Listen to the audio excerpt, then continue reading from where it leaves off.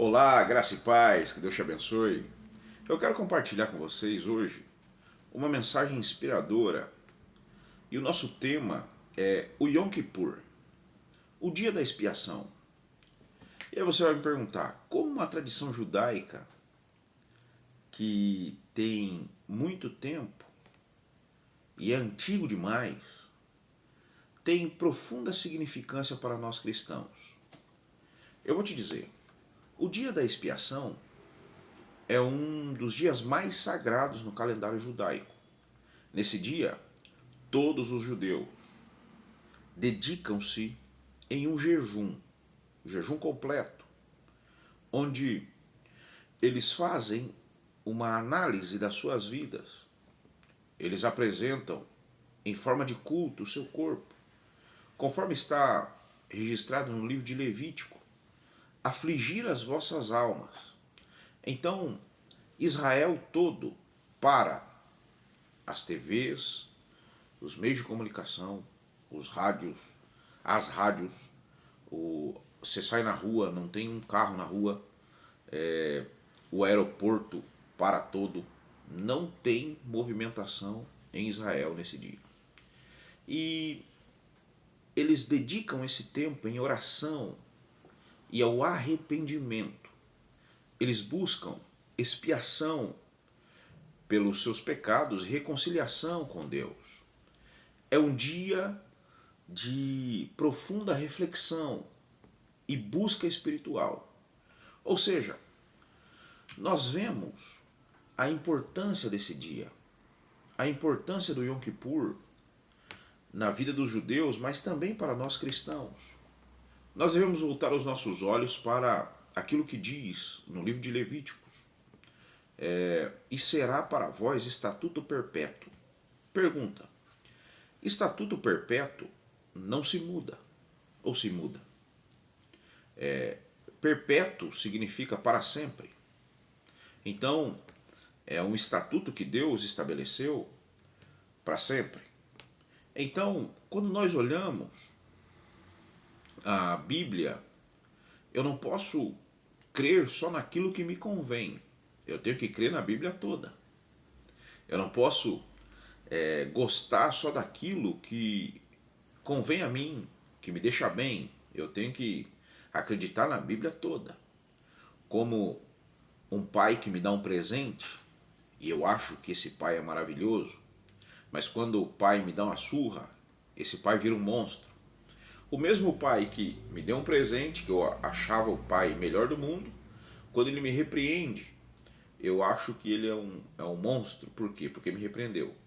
Mas é o mesmo pai, e o mesmo amor que ele tem dando um presente, ele tem dando uma repreensão. E quando nós olhamos a Bíblia, nós vemos que existe um estatuto perpétuo, assim como os 10 mandamentos, que Deus ele torna relevante. Nesses 10 dias do sétimo mês, que é onde se inicia o ano novo judaico, Deus começa a escrever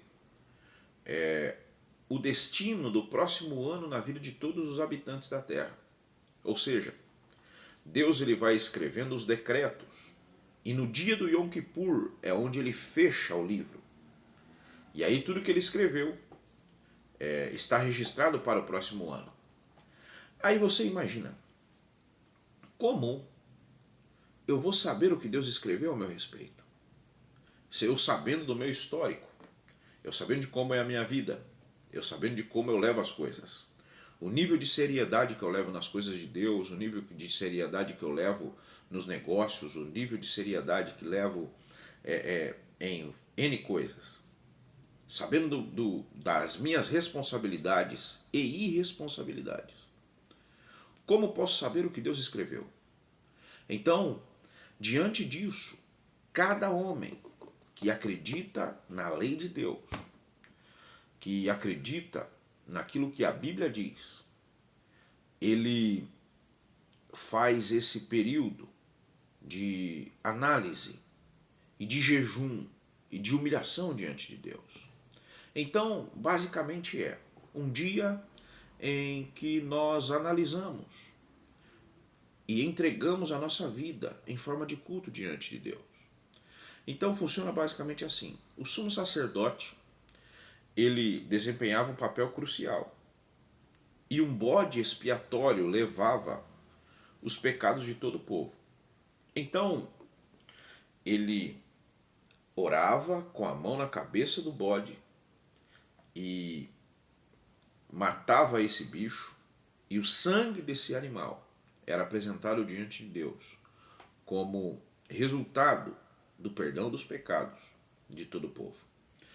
Mas por que nós, cristãos, devemos nos preocupar com uma prática judaica tão antiga?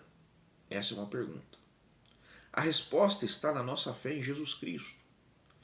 Ele frequentemente é visto como cumprimento do Yom Kippur.